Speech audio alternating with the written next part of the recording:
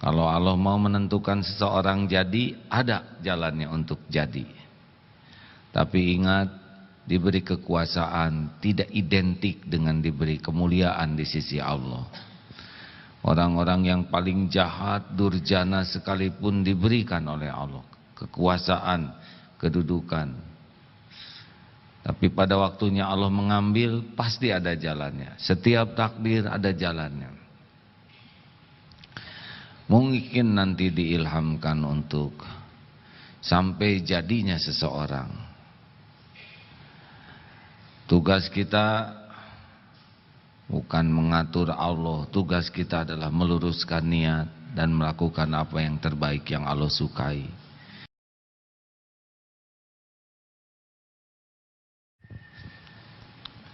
Assalamualaikum warahmatullahi wabarakatuh.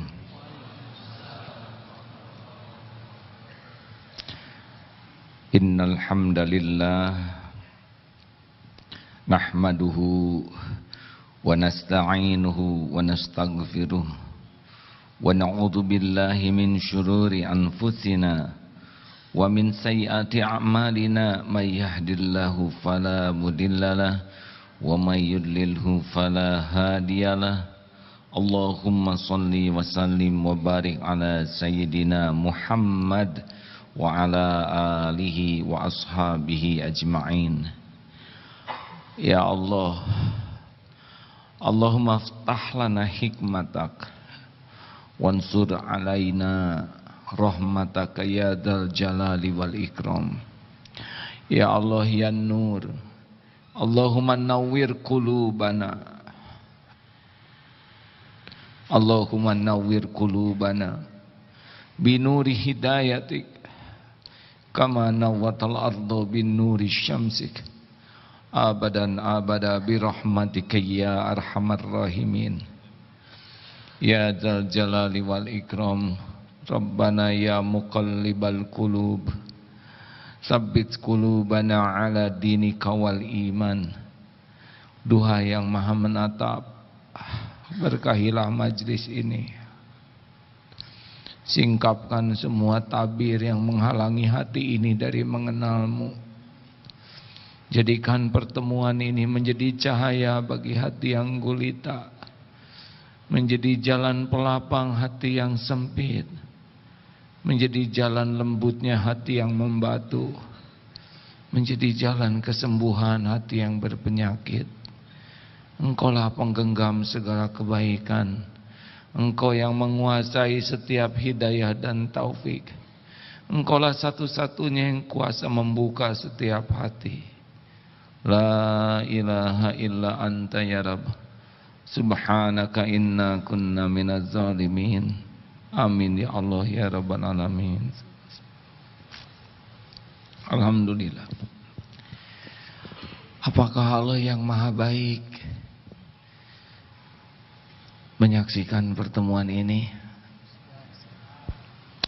mendengarkan semua yang terucap? Tahukah Allah apa yang terlintas di hati kita? Apakah Allah tahu semua dosa yang kita lakukan? Adakah yang tersembunyi bagi Allah?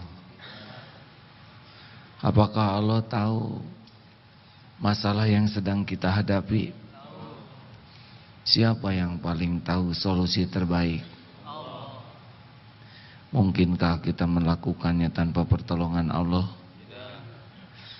Walau bergabung jin dan manusia akan menolong kita, kalau Allah tidak menghendaki, tidak akan pernah terjadi. Walaupun bergabung jin dan manusia akan mencelakakan kita, kalau Allah tidak menghendaki kita celaka, tidak akan jatuh sehelai rambut pun. Semuanya milik Allah, tidak ada yang lepas dari genggamannya. Setiap saat takluk kepadanya. Yas'aluhu man fis samawati wal ard kulla yaumin huwa fis sya'n fa bi ayyi ala'i rabbikuma tukadziban. Lah semua yang ada di langit, di bumi memohon kepada Allah.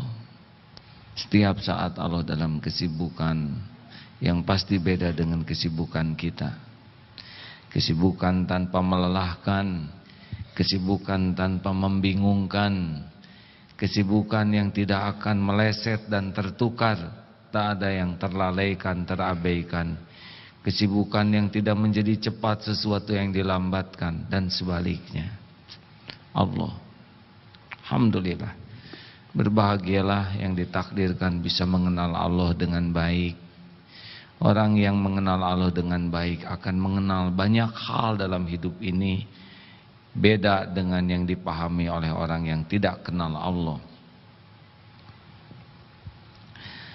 Salah satu yang sekarang kita sedang ikuti dalam episode di negeri ini adalah pemilu. Mudah-mudahan ada yang bisa membacakan dengan suara yang lebih baik dari saya surat Ali Imran ayat 26. Ini biasanya para caleg menggunakan doa ini, yang beriman ke Allah, tapi Allah tahu maksudnya.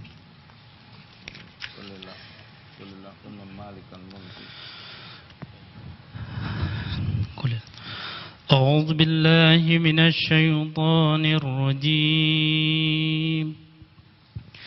قل اللهم مالك الملك تؤتي الملك من تشاء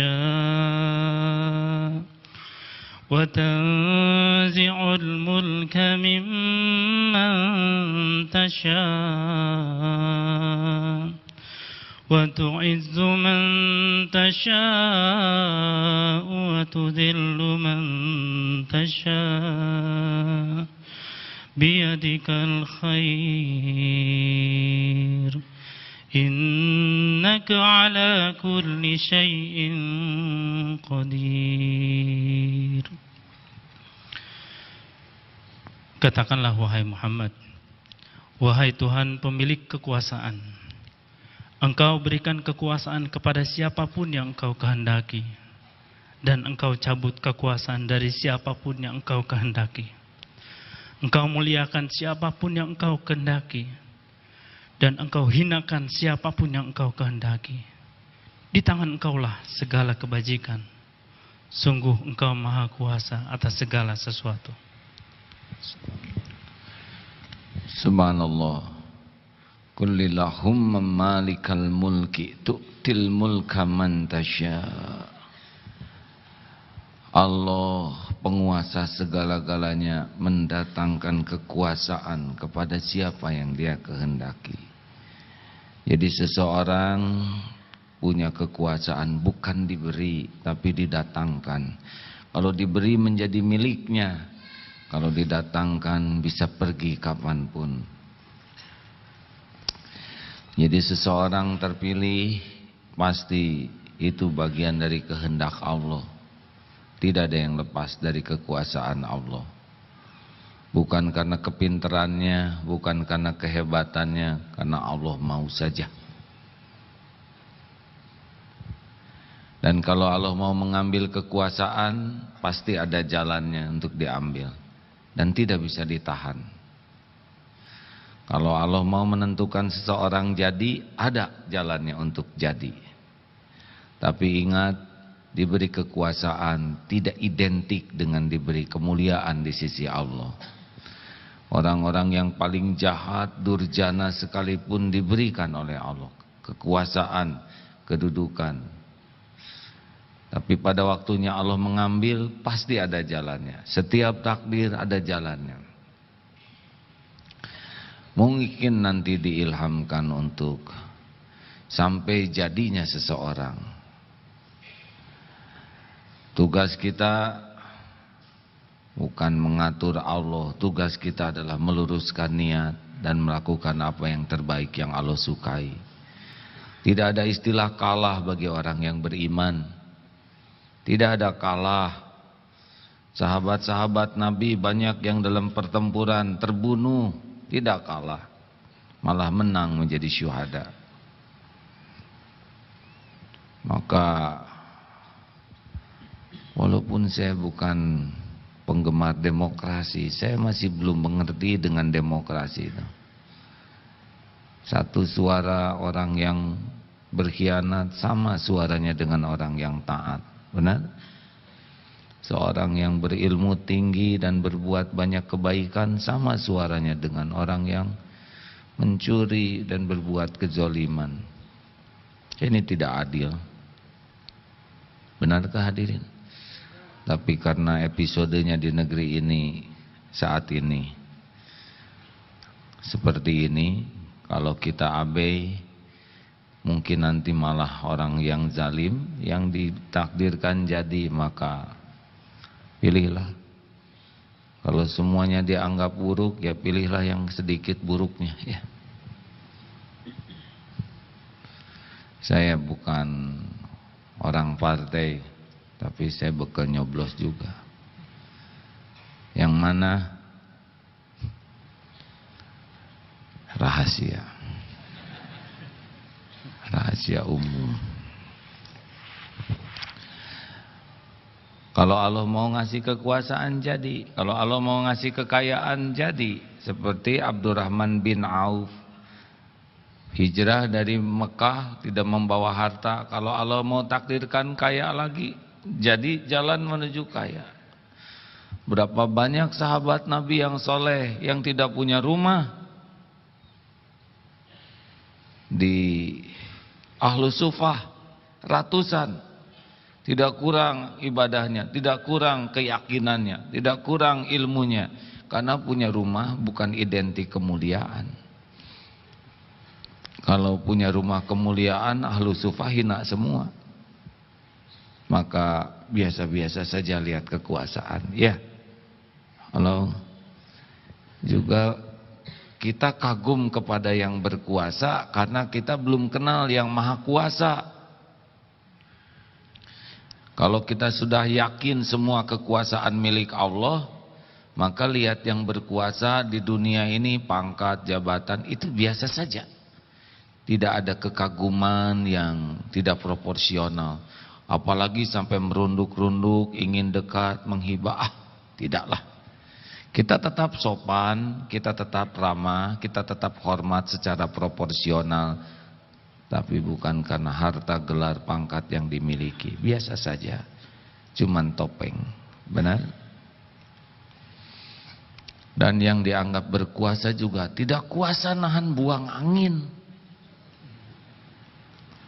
Maka agak berat itu duta besar yang berkuasa penuh, kecuali buang angin mungkin ya.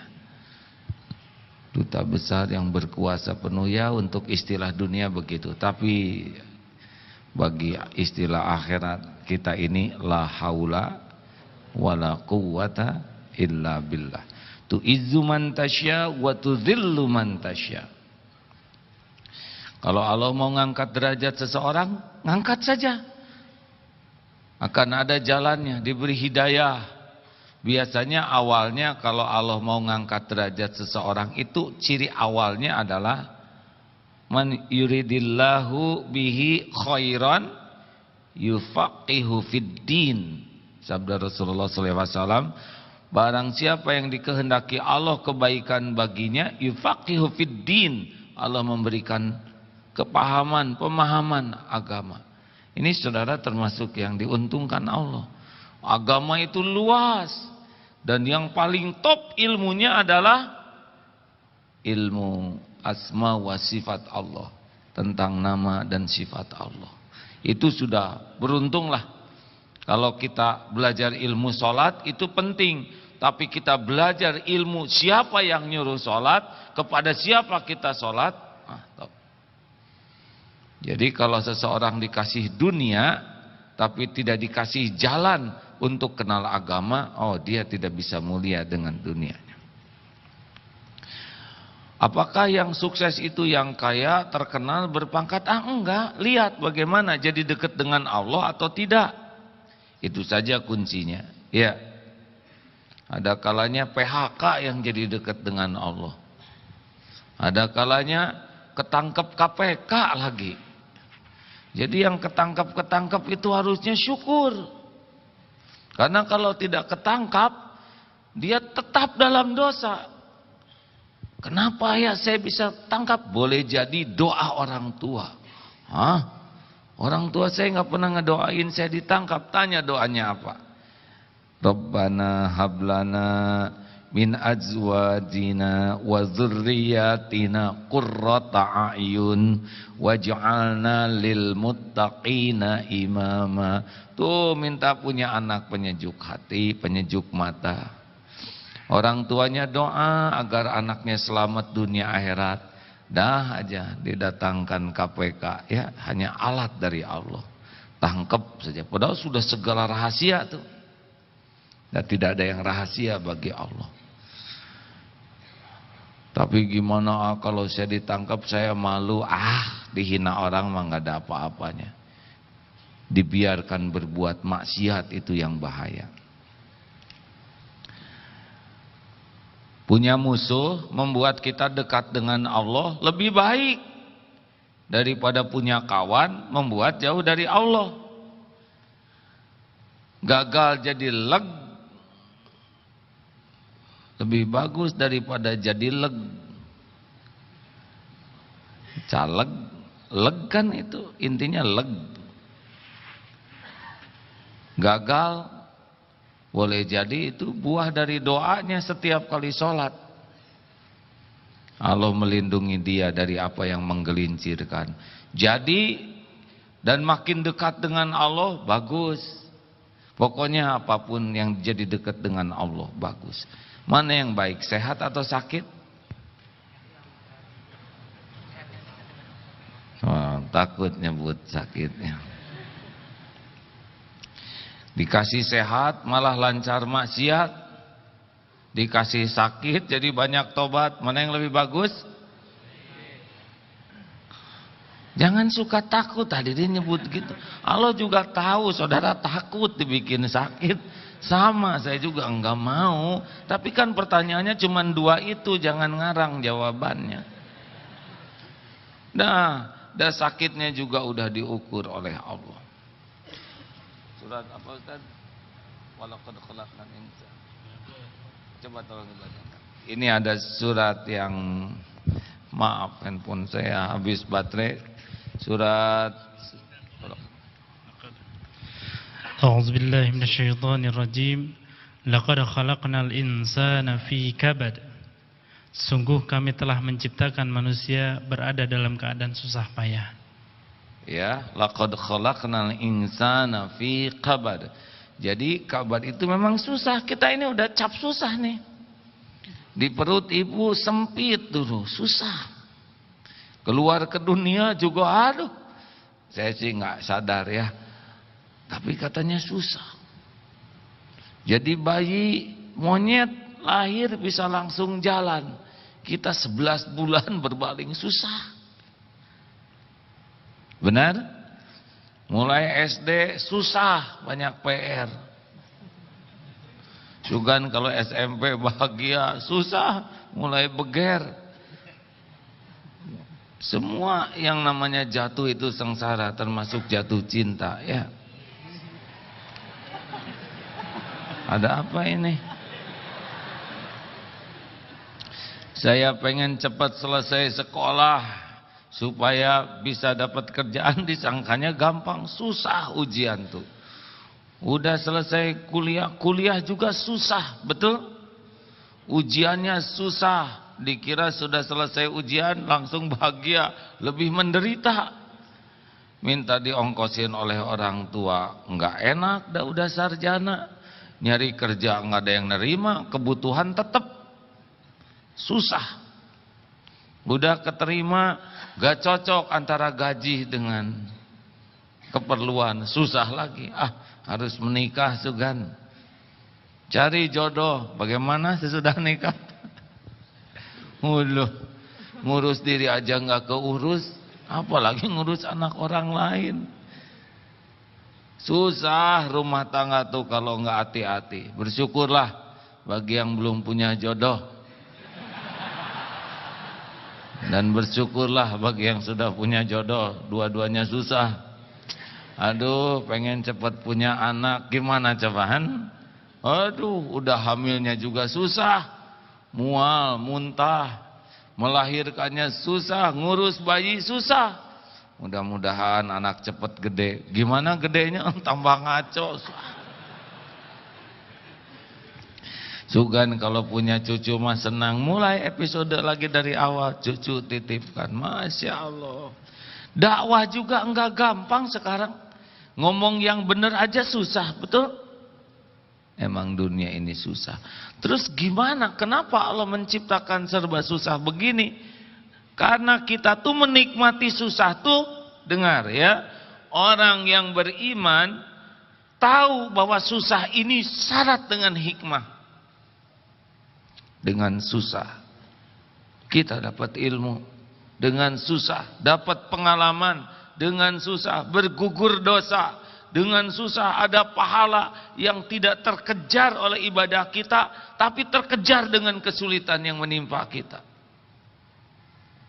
Orang-orang yang matang tuh, orang yang benar-benar sudah banyak bertubi-tubi ditimpa kesusahan, dan dia berhasil dekat dengan Allah. Nahkoda yang hebat itu bukan nahkoda yang ada di kolam pakai perahu-perahuan, tapi nahkoda yang bisa menerjang badai, betul? Halo? Maka nanti kalau saudara tahun-tahun yang akan datang mau pemilihan presiden tahun 2020 30-an lah ya, carilah para calon pemimpin yang udah teruji menghadapi beragam badai, yang sudah pernah dibanting, dikekesek. Wow. Udah mikir semua ya. Ingat 2030 ya. Saya sudah almarhum. Hadirin, setiap kepahitan itu karunia. Orang-orang yang terlatih menghadapi kepahitan, pahit itu bisa dianggap enak. Dan sedikit saja manis, dikasih nikmat dikit, syukurnya luar biasa. Betul? Tapi orang yang biasa dalam kesenangan, senangnya aja enggak enak. Tahu kenapa? Karena takut hilang itu kesenangan. Seperti yang mau pensiun, stres. Padahal belum pensiunnya, tapi deritanya sudah duluan ya. Kapan pensiunnya Pak? 3 tahun lagi. Bayangkan, pensiun 3 tahun lagi, menderitanya dari sekarang. Padahal boleh jadi bulan depan meninggal ya. Tambah stres hadirin. Kenapa? Karena biasa hidup enak, biasa gaji besar, biasa fasilitas ada, takut. Jadi yang ada aja nggak enak karena pakai takut. Dan ketika berkurang sedikit, itu sakitnya luar biasa. Makanya wajah-wajah yang hadir ini baguslah, wajah-wajah penuh derita ya. Hadirin sekalian, baik itu prolog tentang ilmu pemilu ya. Saudara pilih yang kira-kira soleh, partai mana sok aja lah, cari yang paling komit ke Allah. Perkara menang gak menang mah itu mah urusan lain. Urusan kita mah nyoblos yang kira-kira bisa dipertanggungjawabkan di akhirat. Tapi saya nggak mau nyoblos ya terserah saudara. Terus ngapain sudah itu ya. Kita harus berbuat sesuatu tetap buat umat, buat negeri ini. Kalau pemilihan presiden kapan? Masih ada kesempatan. Oh nanti buat Pilpres nanti ceramahnya ada lagi ya. Sekarang itu dulu lah. Jangan marah-marah sesama umat beriman ya. Innamal mu'minuna ikhwah. Biasa-biasa aja. Jangan sampai bendera partai melampaui bendera keimanan kita. Ini yang hadir di sini beda partai ya terserah saudara. Yang paling penting benar-benar bisa dipertanggungjawabkan sampai di akhirat nanti. Gitu. Bab selanjutnya yang kita bahas kali ini adalah ilmu ghurur. Ini penting. Ilmu terpedaya. Gurur itu terpedaya. Dia menilai dirinya beda dengan apa yang dinilai Allah dan juga beda dengan yang dinilai orang lain. Gurur yang bahaya adalah beda penilaian diri dengan penilaian Allah.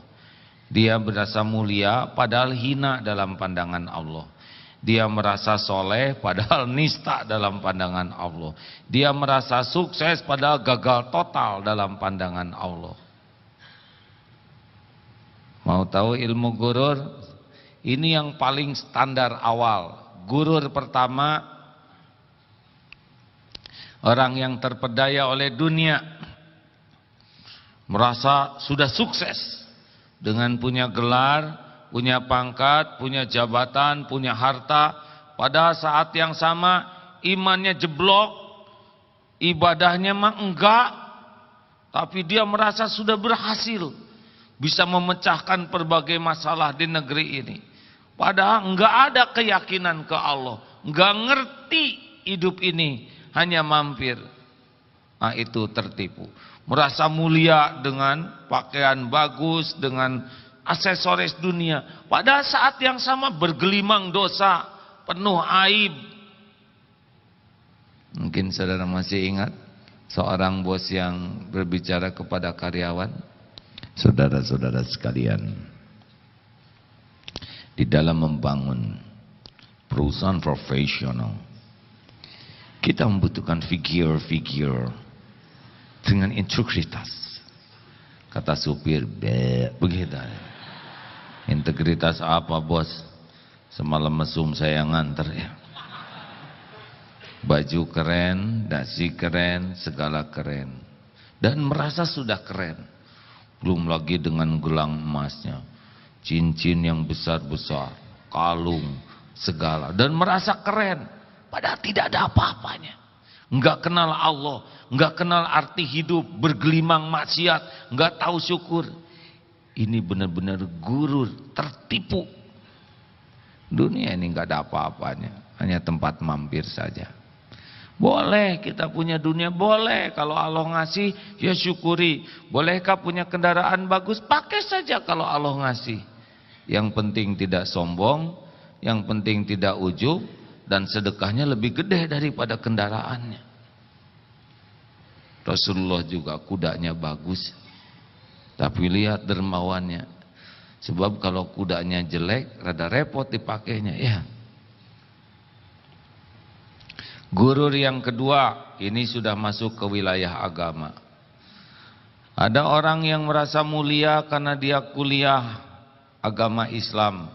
Kuliah agama Islam dalam dan luar negeri, sehingga ilmunya banyak, pengetahuan dalilnya luas, tahu banyak, tapi ada tapinya.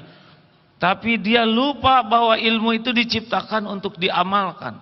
Karena merasa sudah paham agama, lulusan pesantren, SAG, MAG, LC atau apa, yang membuat dia merasa, wah sudah hebat nih dengan ilmu yang ada. Padahal saudara tahu, ilmu itu diciptakan sebagai pemandu amal.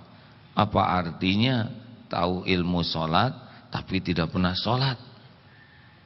Orang tidak mulia dengan banyak ilmunya, orang mulia dengan banyak amal solehnya yang ikhlas.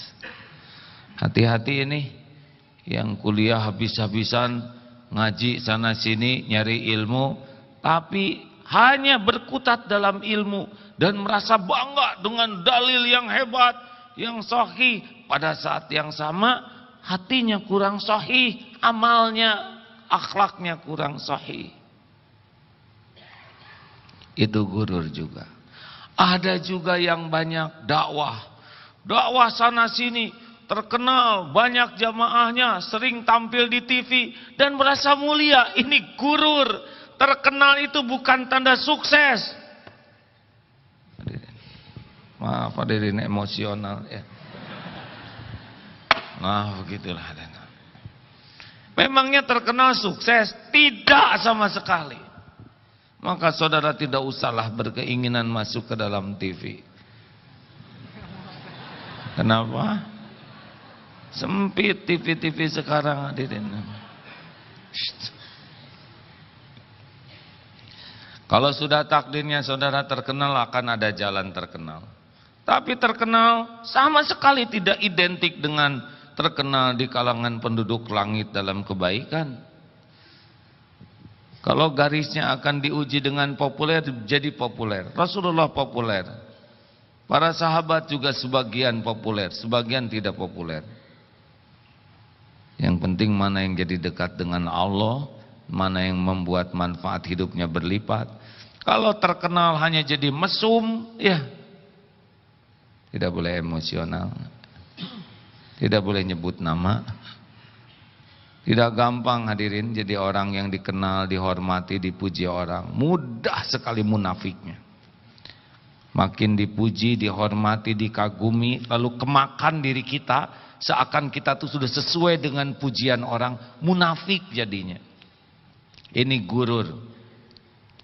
Ibu-ibu jangan bangga punya anak terkenal ya. Saya rada sedih juga, tidak sengaja nonton TV, ibunya pakai jilbab, anaknya rok mini. Kurang sukses nih ngedidiknya ya. Walaupun tampil ke TV pakai rok mini, dosanya berlipat-lipat itu untuk anaknya dan juga ibunya, bapaknya yang mendukung pakaian seperti itu. Hati-hati nih, kalau saudara diuji jadi pendakwah, nanti testingnya begini, diundang di Istana Negara, waduh bangga, undangannya dibawa kemana-mana, disebut ke ibu, bapak, tetangga. Padahal diundang ke istana juga untuk mendengar ceramah. Tapi kenapa diundang ke Astana Anyar tidak mau? Tahu Astana Anyar? Kuburan baru.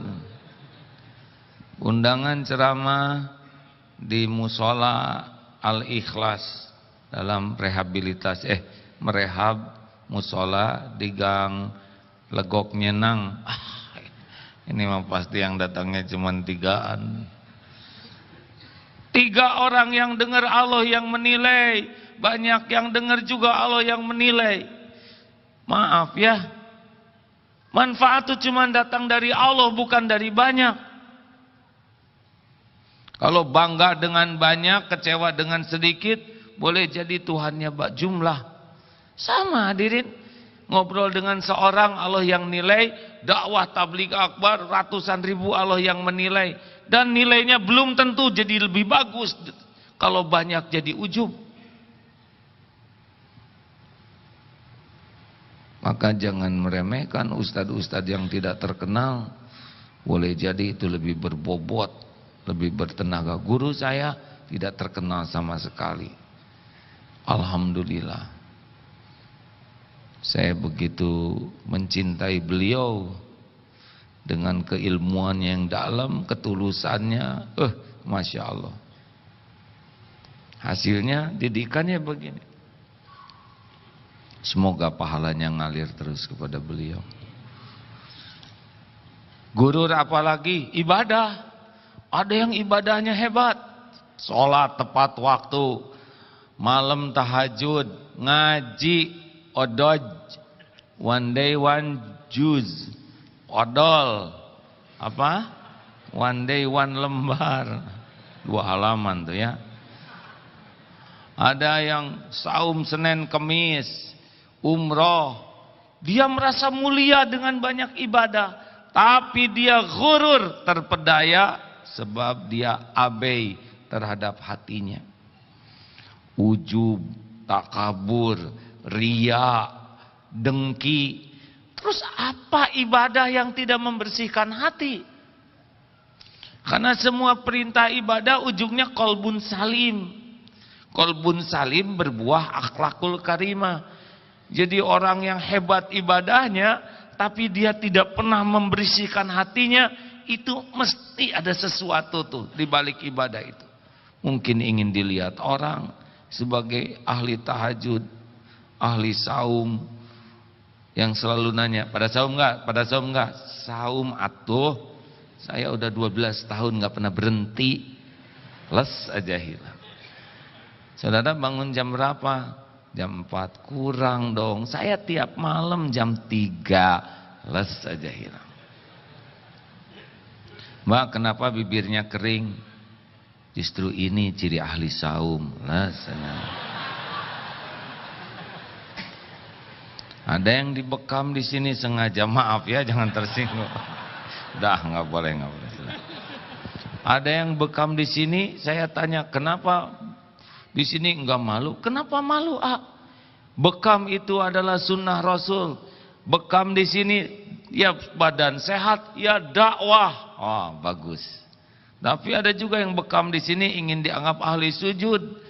Rada beda bentuknya, tapi kita tidak boleh suudon, hadirin ya, sudahlah. Itu urusan kening orang.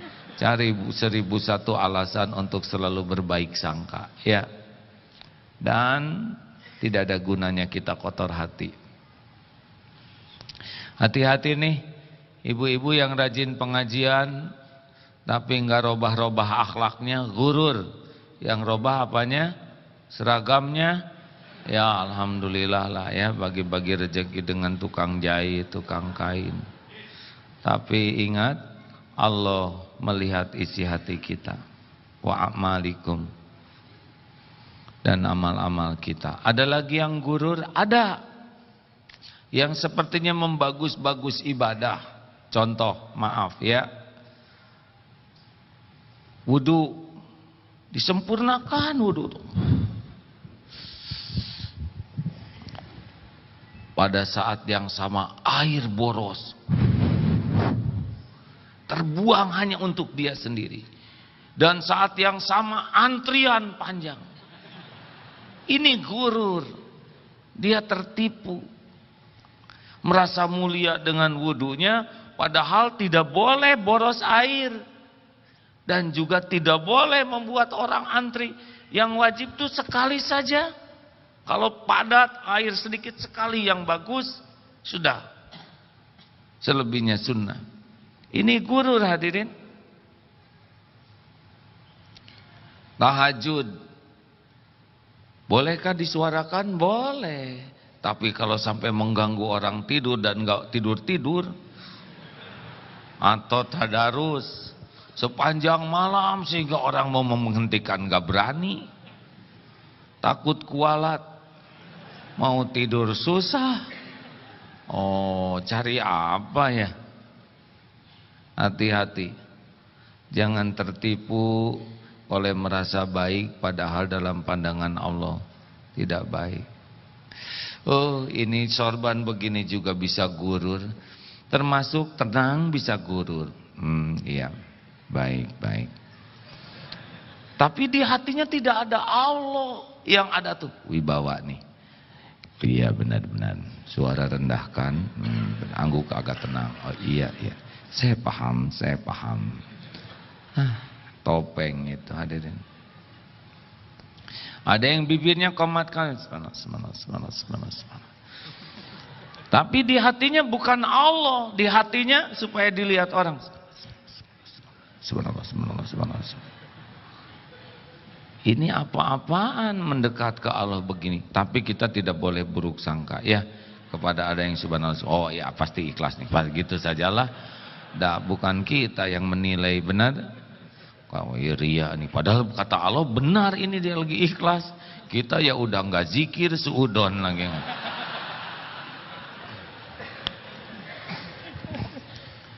Bagaimana kalau zikir pakai tasbih? Ya terserahlah. Kita nggak usah ikut campur. Tapi Rasulullah kan zikirnya pakai tangan kanan. Sudah tahu tasbih begini yang 33? Coba hitung buku sini. 1, 2, 3, 4, 5, 6, 7, 8, 9, 10, 11, 12, 13, 14, 15, 16, 17, 18, 19, 20, 22, 23, 24, 25, 26, 27, 28, 29, 30, 31, 32, 33. Ya. Sudah tahu belum? Belum tahu ya? Tangan di bawah sehari-hari. Enggak akan putus tasbih ini, benar? Ya, sambil diam bisa subhanallah. Cobalah nanti pakai tangan kanan, ya. Tapi kalau orang pada ngeliatin tangan kita ya sudah. Hadirin, hati-hati ya kita ini. Dalam bicara juga, bicara tuh sangat tidak mudah.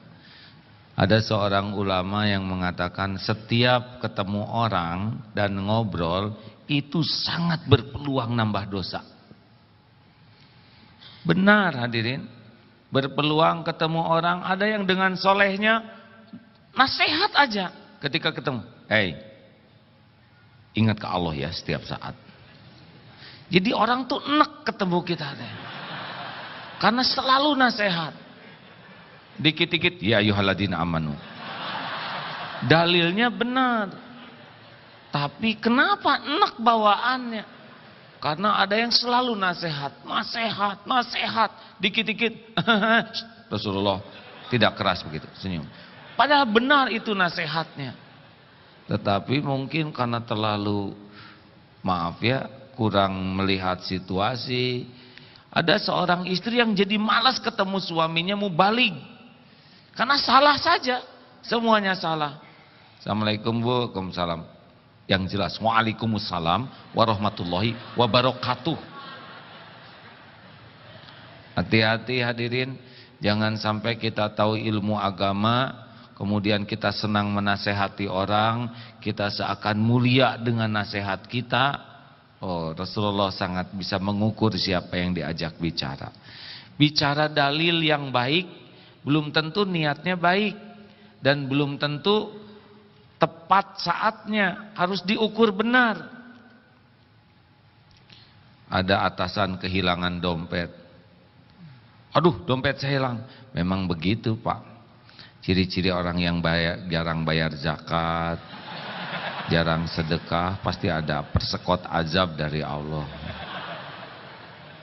Baca aja dalilnya ya. Terus jadi hasilnya apa?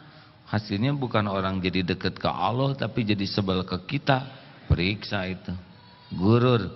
Jangan-jangan kita baru tahu, terkecoh, merasa. Lalu orang tidak mau nerima, kita katakan, dasar bebal semuanya. Hati kalau sudah keras kayak gitu tuh. Padahal saya beritahu kebenaran, tapi dia tidak menerima, ya sombong, ya bebal, ya tinggal neraka aja. Allah. Hati-hati. Sing tawadu saja. Kalau ngobrol harus hati-hati. Karena setiap celetak-celetuk kan dicatat. Ketemu teman, "Hei penjol apa kabar?" Dosa. Padahal dia penjol, Allah yang ngedesain. Itu hidung atau perkedel? Dosa. Tadi ngeri banget tuh. Lihat truk tabrakan. Lihat enggak? Enggak. Tapi kata dosa, bohong. Itu hancur. Padahal enggak hancur-hancur amat. Dosa. Hati-hatilah, jangan suka dekat sama dia. Dia tuh orangnya tukang ngomongin orang lain. Dia ngomongin siapa? Dosa. Sangat tidak gampang. Belum lagi mengeluh, duduk.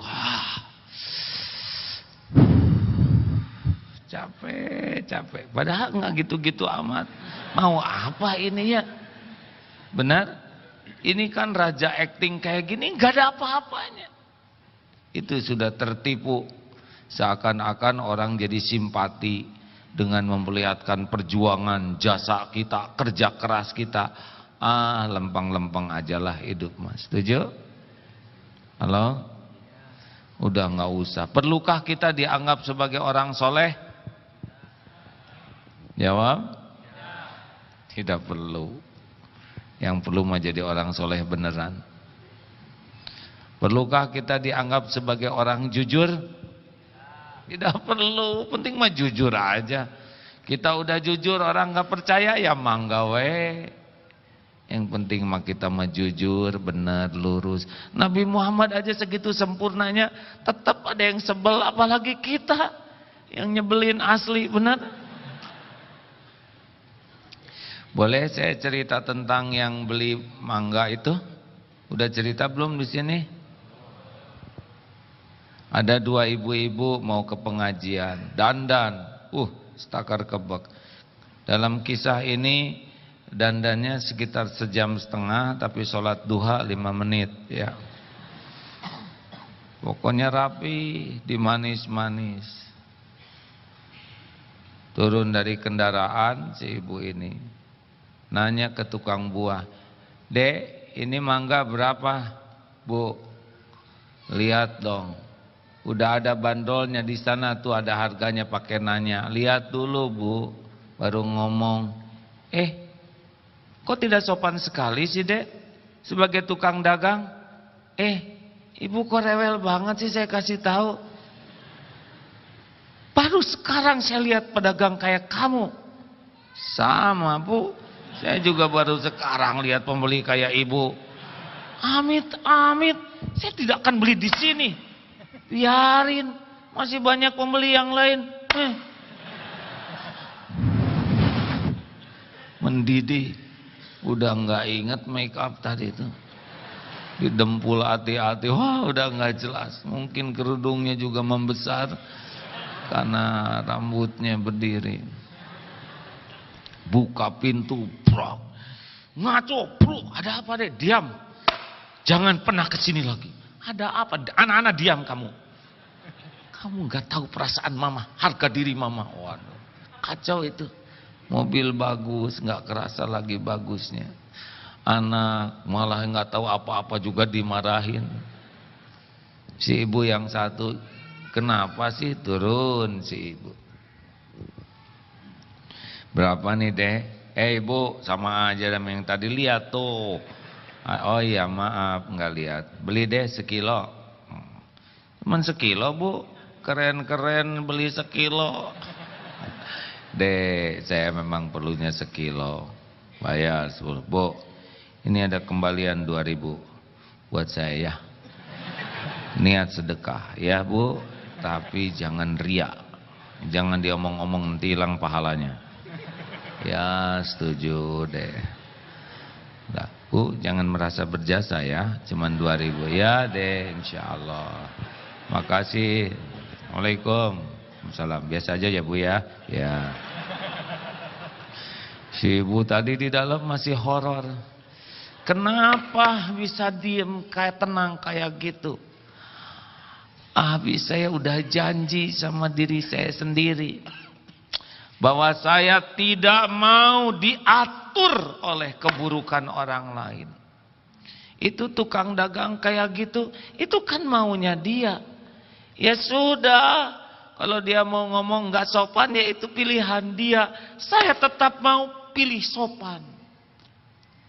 Kalau mata dia melotot, itu kan mata dia. Kenapa mata saya jadi ikut melotot? Saya pilih mata saya nggak mau melotot. Saya tidak mau diatur oleh keburukan orang lain. Saya hanya mau diatur oleh apa yang Allah sukai. Monggo kalau mau bikin jelek, masuk aja. Yang penting mas saya lakukan apa yang Allah sukai.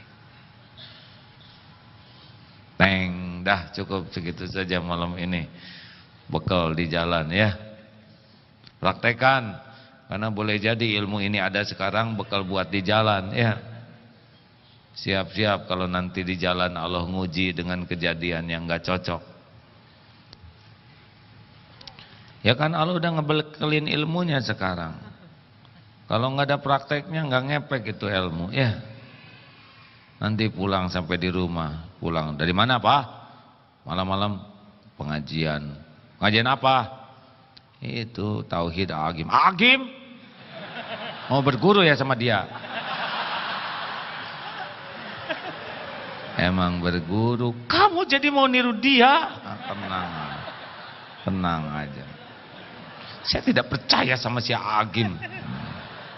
Dah tenang aja, sayanya aja tenang ya kan. Udah deh Bu, nggak apa-apa. Gak percaya. Kamu bikin minum, ambil sendiri. Ambillah sendiri ya.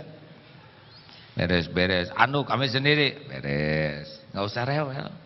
Senyum aja. Memang masa kita udah capek Bapak teh tahu ya, udah jelas nggak usah diomongin ya. Tenang aja lah, jangan dirusak malam dengan perbuatan perkataan yang nggak enak ya. Senyum aja. Siti Aisyah kan pernah cemburu ngebantingin itu apa? Piring, preng. Rasul marah enggak, dipulungin aja beres dah. Enggak, memang begitu kalau lagi cemburu mah ya. Apa hadirin? Nggak usah banyak diladenin, kalem adem, lempeng, lurus, betul? Sekarang marah kalau kita tahu, Allah tahu kita benar, ya ini testingnya, ujiannya. Banyak ilmu yang kalau nggak ada lawannya nggak bisa praktek, benar? Halo?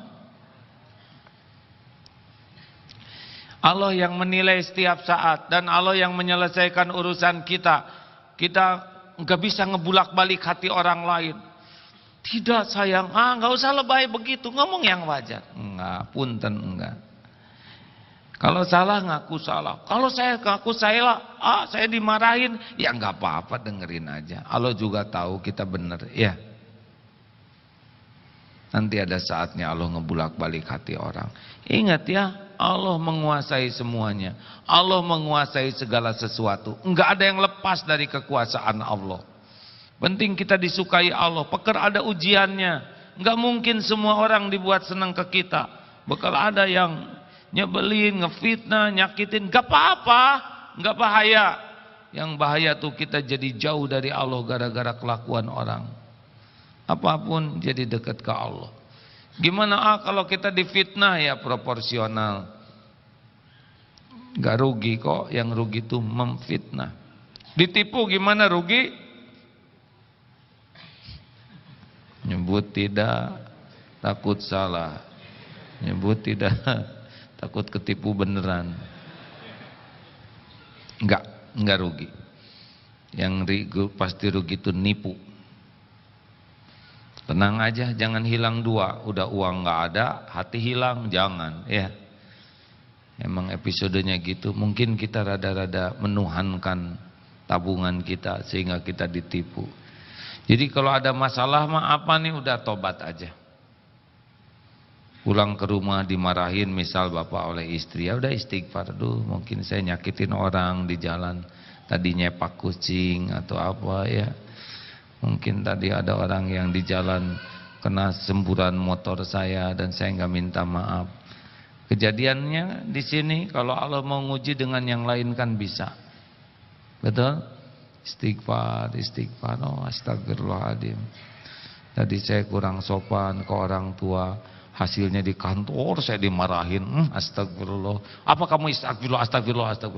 Ya Pak, saya lagi istighfar. Apa kamu ngedoain jelek ya ke saya? Enggak Pak, saya kan lagi dimarah Bapak. Tapi mungkin saya punya kejelekan yang lain.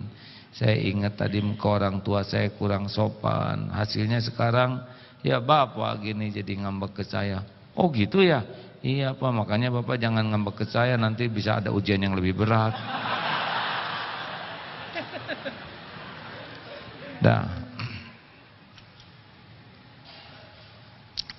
10 menit ada pertanyaan.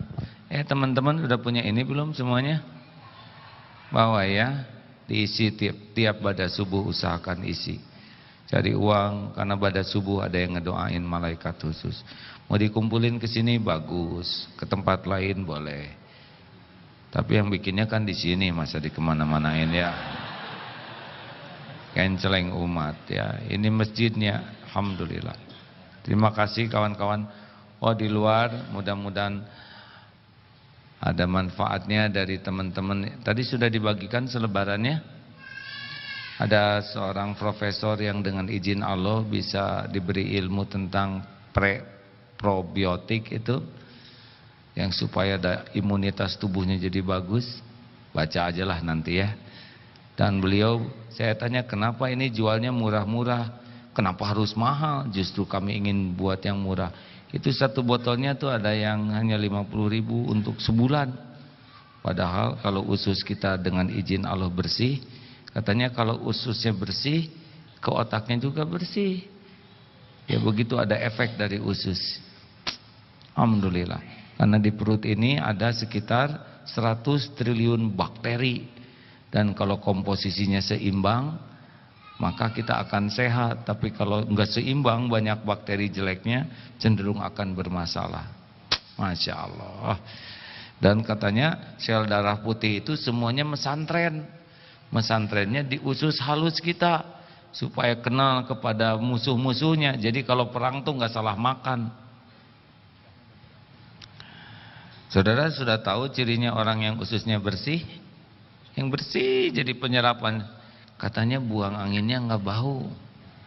Jadi boleh dites tuh kalau nanti mau curi calon istri, ya nggak usah begitu, sia-sia.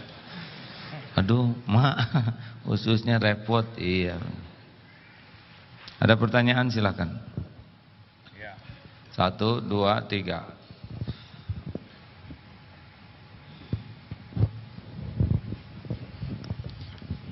Assalamualaikum warahmatullahi wabarakatuh.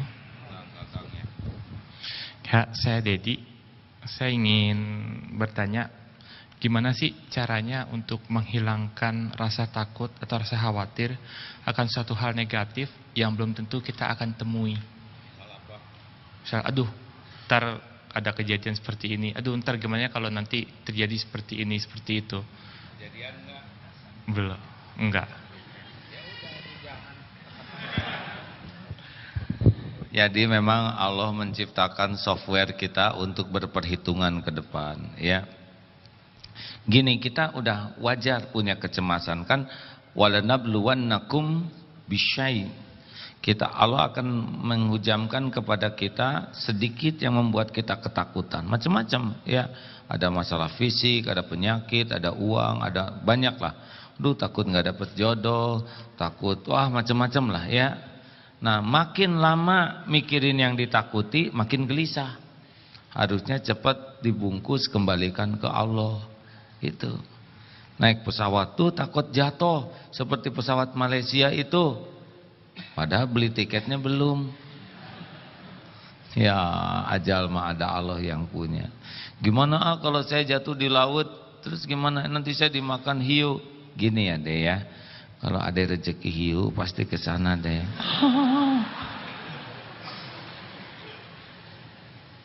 Ya iya tuh. Kita kan bakal mati pada waktunya dan bakal ngedatengin tempat kematian kita. Penting mah husnul khotimah. Sekarang apa yang paling dicemaskan coba? Masa bingung? Justru ini saya cemas kepada apa yang saya takutin ya. Apa coba? Nggak ada? Pokoknya bungkus serahkan ke Allah, gitu aja. Misalkan, aduh saya takut hantu, hantu paling cuma nakut-nakutin, ya enggak? Cuman gitu. Katanya kan gitu, maaf saya pernah lihat acara di Discovery Channel tentang penampakan. Ada keluarga yang khusus nyari di tempat yang dianggap angker. Itu sampai dikejar-kejar tuh si hantunya itu. Tuh di sana nampakin, kejar ke sana. Takut dia. Dia tuh cuma nanya, gitu aja. Coba saudara, gitu. Mungkin dia yang takut. Beneran deh. Itu sampai di ruangan yang paling menakutkan tuh diem. Coba mana kan. Paling top yang kerekam tuh hanya nyentuh ini ada dikit, cuman itu. Udah, jadi kalau saudara takut oleh jin ya paling dia cuma nampakin gitu ya udah. Coba dalam film-film hantu kan cuman gitu kan, nampak. Ya sudah, terus mau apa gitu ya enggak? Gimana? Kalau di kamar mandi kecuplak-kecuplak ya udah gosek sekalian.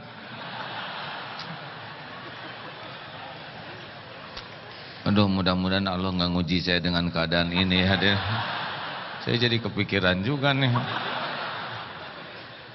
Ya, pertanyaan selanjutnya. Hadirin, ada. Assalamualaikum warahmatullahi wabarakatuh. Assalamualaikum. Saya Fajar. Berkaitan tadi sama gurur, tadi mencontohkan ada yang ngaji terus mengeraskan suaranya tapi mengganggu orang lain. Saya pikir di lingkungan kita di Indonesia mungkin seperti itu ya. Contohnya di kampung saya itu tiap masjid, tiap gang itu berbunyi gitu. Jadi azan juga seperti itu. Tapi jadi nggak enak didengar gitu. Kan jadi ada sesuatu yang tidak beres kalau pendapat saya gitu. Begitu juga dengan mengajinya. Kadang-kadang mengajinya pun tidak live gitu. Jadi rekaman, terus di style ulang gitu. Nah itu gimana ya solusi di masyarakat kita? Terus setidaknya solusi dari kita sendiri aja dulu gitu. Iya, persis tetangga kami juga begitu ya. Pernah jam 2 sahur. Sengaja saya datangin, ternyata musola kecil dan toaknya disimpan di pohon. Itu ada 7 orang, yang 5 tidur, yang 2 bangun. Yang deket dia nggak jelas. Ternyata sound system di dalamnya nggak keras. Tapi yang di luar pakai anting lagi. Saya tanya, "Dek, ini baru jam 2." "Iya, ini juga lagi ngebangunin," katanya. "Lah ini pada tidur gini ya." Akhirnya saya tanya ke tetangganya, memang itu para orang-orang yang kurang berpendidikan layak sehingga ada di sana. Dibeliin aja sound system buat di dalam, ya. Nah ini gedein di sini, yang itu kecilin gitu. Harus ada solusinya ya. Coba beli sound system sana, ajak ngobrol. Jadi tekniknya jangan langsung protes, bawa makanan, ngobrol di sana, sholat jamaah di sana. Ajak tuh kalau di sini kedengarannya begini. Ya kadang mempan, kadang enggak gitu. Terus banyak didoain, ngobrol. Tapi jangan dengan sikap emosional, karena itu biasanya tidak menyelesaikan masalah. Ya. Mungkin perlu pendekatan supaya kita lebih akrab, bawa makanan, bawa Quran, bawa apa. Biasanya kalau kita banyak berbuat baik, orang tuh kan hamba kebaikan. Ada rasa hutang budi, nanti bisa didengar. Gitu deh. Nabung ya. Ya, makasih ya. Ya. Awat. 1. Adakah? Iya di belakang ya. Hadirin, kapan kita akan ketemu lagi? Kurangin bicara, ya. Kurangin, mau amalannya? Tahan dari bicara sampai seminimal mungkin, dan kita yakin bicara kita perlu, bicara kita manfaat, baru bunyi. Ini riadohnya. Susah ahli ma'rifat yang senang ngobrol, susah. Susah, ngobrol itu sangat tidak mudah, sangat berpeluang dilebih-lebihkan, menertawakan orang lain, ada bohongnya, ada gibahnya, ada riaknya, ada ujubnya. Tidak gampang. Belum lagi kita ngomong kejelekan orang. Tahan, tidak apa-apa. Kita disebut pendiam. Yang paling penting, hati kita bisa bersih karena jaga lisan. Ingat ya, berpikir terus. Kalau udah yakin perlu, yakin manfaat, baru bicara. Kalau belum yakin, diam aja. Kita bicara pakai akhlak, bukan pakai mulut. Termasuk nulis juga di BBM dan status. Muacet. Kenapa E-nya sebanyak itu? Itu boros. Nggak usah segala diceritakan. Bete, mau apa? Nyebut bete begitu kan? Ya. Assalamualaikum warahmatullahi wabarakatuh. Mau tanya, mungkin sama pertanyaan yang pertama. Saya juga suka takut, Takut apa? 1 coba sebutin. Dalam beberapa hari ini kebetulan ada kerabat dan kenalan yang berpulang, Jadi dari situ saya berpikir, aduh nanti kalau saya berpulang kira-kira. Berpulang itu apa maksudnya? Meninggal, Yang lebih jelas aja Mbak ya, berpulang kampung. Meninggal, Jelas. Jadi ngelihat itu saya jadi mikirnya gini, kira-kira saya bisa nggak ya nanti pas saya meninggal itu saya bilang la ilaha illallah Muhammadar Rasulullah. Itu yang pertama. Yang kedua, nanti kan katanya kalau 7 langkah orang sudah meninggalkan makam kita, nanti ditanya tuh sama malaikat gitu. Kira-kira bisa nggak ya saya jawab seperti itu gitu lah. Terus pertanyaan berikutnya, Enggak dulu, yang pertama yang ditakutinnya apa? Takut mati, Terus jadi gimana sesudah takut mati? Kan berdoanya supaya husnul khotimah gitu loh, Terus ya gimana? Kan kita pasti mati semua. Makanya nanya sama AA.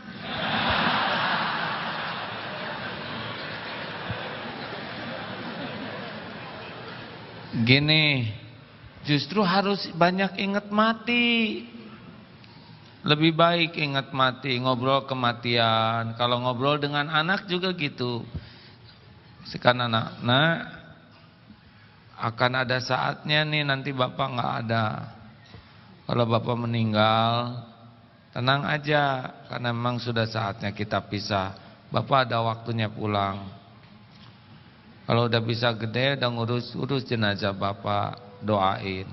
Nggak usah maksa-maksain ke kuburan bapak. Penting habis sholat doain. Gak apa-apa, jangan terlalu sedih. Paling dia meluk, gak apa-apa, kita bakal pisah suatu saat. Gitu. Jadi kalau mau pergi juga, ya minta maaf. Kan gak ada jaminan kita bakal balik lagi, betul? Jaga wudhu sepanjang jalan, zikir yang bagus. Kalau naik pesawat takut jatuh, ya udah zikir di pesawat, pasang headset supaya dengar asma Allah terus. Gitu. Harus ada tindak lanjutnya dari takut itu. Kalau hanya mikirin mati dan gak ada aktivitas untuk mempersiapkan diri, pasti dibuat stres nanti oleh Allah. Ya, mau meninggalnya zikir la ilaha illallah. La ilaha illallah tuh gak usah ngegerakin bibir, bisa. La ilaha illallah. Bisa? Coba. Nah terus aja gitu sekarang. Allah tahu nih, ini akhwat selalu zikir, nanti pas meninggal diizinin insya Allah. Ya, nah, udah gitu aja. Satu lagi boleh ya, Udah malam. Cepetan. Teman-teman saya itu ada yang karena kita suka ngobrolin itu, jadi ada yang sudah kayak nyiapin tanah makam gitu, udah beli, sama ada yang mendaftar ke Yayasan Kamboja. Terus yang kedua, kebetulan karena lingkungan bekerja saya non muslim, itu kalau yang non muslim meninggal kita boleh bilang innalillahi wa inna ilaihi rajiun nggak? Sama kita perlu nggak datang ke rumah duka gitu? Terima kasih. Wassalamualaikum warahmatullahi wabarakatuh.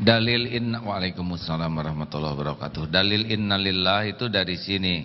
Alladzina idza asabathum musibah qalu inna lillahi wa inna ilaihi raji'un. Pokoknya musibah dalam bentuk apapun, nginjak paku, kepelitek, kejedot, sama innalillah. Piring pecah, innalillah. Jangan sampai itu saya paman saya lagi sakit, innalillah. Belum mati. Enggak harus mati ya. Semua musibah. Nah semua musibah kan semuanya dari Allah, kembali ke Allah. Apakah harus datang? Saya kira tidak perlu ya, apalagi kalau di sana ada ibadahnya, ya sudah turut berduka dari jauh aja juga bisa ya. Apalagi kalau sudah ada ritualnya, nanti bisa ikutan ritual. Tapi kalau mau tahu ilmu penguburan non Islam, ya niatnya juga mau tahu aja, belajar. Begitulah, hindari apapun yang bisa menodai keimanan gitu. Rekan-rekan terima kasih ya. Mudah-mudahan kita bisa istiqomah untuk terus hati kita terpaut ke Allah terus. Karena itulah yang membuat kita bisa ditolong oleh Allah. Selalu untuk tobat, tobat, tobat. Karena penghalangnya adalah dosa-dosa kita. Baik saudara yang akan sedekah, silakan bersedekah sebagai syukur atas kemurahan Allah bermajlis ini. Al-Fatihah. A'udzu billahi minasy syaithanir rajim. Bismillahirrahmanirrahim. Alhamdulillahi rabbil alamin. Ar-Rahmanir Rahim. Maliki yaumiddin. Iyyaka na'budu wa iyyaka nasta'in. Ihdinas siratal mustaqim. Siratal ladzina an'amta 'alaihim غير المغضوب عليهم ولا الضالين آمين يا الله. بسم الله الرحمن الرحيم. الله لا إله إلا هو الحي القيوم لا تأخذه سنة ولا نوم له ما في السماوات وما في الأرض من ذا الذي يشفع عنده إلا بإذنه يعلم ما بين أيديهم وما خلفهم ولا يحيطون بشيء من علمه إلا بما شاء وسع كرسيه السماوات والأرض ولا يؤوده حفظهما وهو العلي العظيم. بسم الله الرحمن الرحيم. قل هو الله أحد الله الصمد لم يلد ولم يولد ولم يكن له كفوا أحد. بسم الله الرحمن الرحيم. قل أعوذ برب الفلق من شر ما خلق ومن شر غاسق إذا وقب ومن شر النفاسات في العقد ومن شر حاسد إذا حسد. بسم الله الرحمن الرحيم. قل أعوذ برب الناس ملك الناس إله الناس من شر الوسواس الخناس الذي يوسوس في صدور الناس من الجنة والناس. اللهم صل على سيدنا Muhammad wa ala alihi wa ashabihi ajma'in. Hadirin, mari sejenak menundukkan hati kita. Hari berganti hari semakin dekat dengan saat kepulangan kita. Pasti ada saatnya malaikat maut menjemput kita. Entah berapa lama lagi, tapi kita pasti mati. Mudah-mudahan umur yang tersisa ini kita gunakan sebaik-baiknya, bisa untuk menebus semua dosa-dosa yang kita lakukan selama ini. Mudah-mudahan saat malaikat maut ada di hadapan kita, semua dosa kita sudah diampuni Allah. Tubuh ini sudah bersih dari harta haram, dari perbuatan haram. Mudah-mudahan saat kita melepas nyawa kita, Allah mengizinkan lidah kita mengucap kalimat thayyibah, la ilaha illallah. Bila tubuh ini sudah terbaring menjadi mayat, kening ini tidak akan lagi bisa sujud. Bila tubuh kita sudah kaku, tidak ada lagi nikmatnya tahajud.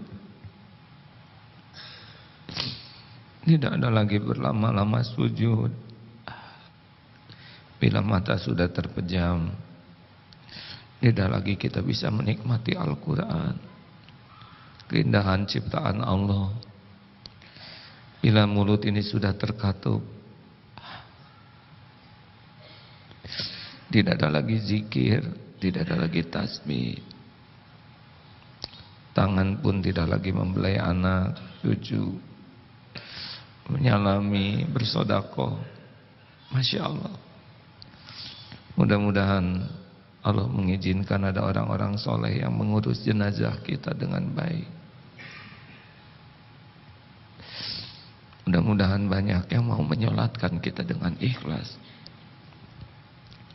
Allahumma salli wa sallim wa barik ala Sayyidina Muhammad wa ala alihi wa ashabihi ajma'in. Alhamdulillah ya Allah, Wahai yang maha mendengar, innaka antas sami'ul alim. Engkau maha mendengar, Engkau maha tahu segalanya. Berkahi majlis ini ya Allah. Wahai yang maha menatap, bukankah Engkau yang mengumpulkan kami saat ini? Engkau tahu siapa diri kami yang sesungguhnya. Ampuni kami ya Allah. Ampuni sebusuk apapun. Sebusuk apapun dosa-dosa yang kami lakukan. Wahai Allah, ampuni sehitam apapun masa lalu kami. Ampuni sekotor apapun kehidupan yang pernah kami jalani. Allahumma ij'alna minat tawabin, waj'alna minal mutatahhirin. Ampuni siapapun yang durhaka, yang pernah durhaka ya Allah. Ampuni siapapun yang pernah mendekati zina atau Engkau saksikan tergelincir berbuat nista. Engkau pasti menyaksikan. Ampuni ya Allah sebusuk apapun dosa-dosa kami. Allahumma inna nas'aluka taubatan nasuha wa taubatan qoblal maut wa rahmatan indal maut wa maghfiratan ba'dal maut. Allahumma hawwin alaina fi sakaratil maut. Allahumma inna nas'aluka husnal khatimah wa na'udzubika min su'il khatimah. Doa yang maha menatap, jadikan saat ini saat mustajab doa. Siapa lagi yang kuasa menolong kami selain Engkau? Betapapun hina dan busuknya diri kami, tapi Engkau janji ya Allah. Rabbana taqabbal minna ya Rabb, innaka antas samiul alim, wa tub alaina innaka antat tawwabur rahim. Amin. Doalah hadirin. Amin ya Allah. Jangan ragu, Allah pasti mendengar, pasti didengar, pasti didengar Allah. Doa bisa menjadi jalan berubahnya takdir. Doalah hadirin. Siapa tahu saat ini Allah merubah takdir kita.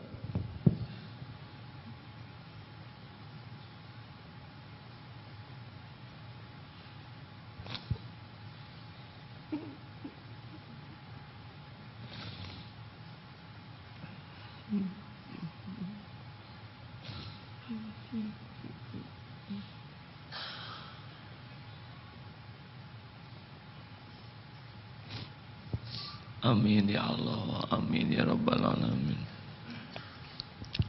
Rabbana taqabbal minna ya Rabb, innaka antas samiul alim wa tub alaina innaka antat tawwabur rahim. Ya Allah, kuatkan iman yang masih lemah, yang masih goyah. Ya Allah, bukakan jalan keluar yang dihimpit masalah ya Rabb. Ya Fatah, bukakan rezeki hanya yang halal barokah ya Allah. Jauhkan dari yang haram, jauhkan dari yang menjadi racun. Ya Allah, berikan pendamping terbaik yang merindukannya ya Rabb. Pernikahan yang barokah, rumah tangga sakinah, keturunan soleh, solehah ya Allah. Hafiz, hafizah. Ya Allah, berikan kesembuhan bagi yang sedang sakit ya Syafi'. Allahumma ighfir lil mu'minina wal mu'minat wal muslimina wal muslimat al-ahya'i minkum wal amwat. Allahumma a'izal islam wal muslimin. Allahumma ansur mujahidin. Rabbana atina min ladunka rahmah wa hayyi' lana min amrina rasyada. Ya Allah, karuniakan kepada kami para pemimpin yang takut padamu. Jangan biarkan kami dipimpin oleh orang-orang yang mengkhianatimu ya Rabb. Rabbana atina fid dunya hasanah wa fil akhirati hasanah wa qina adzabannar.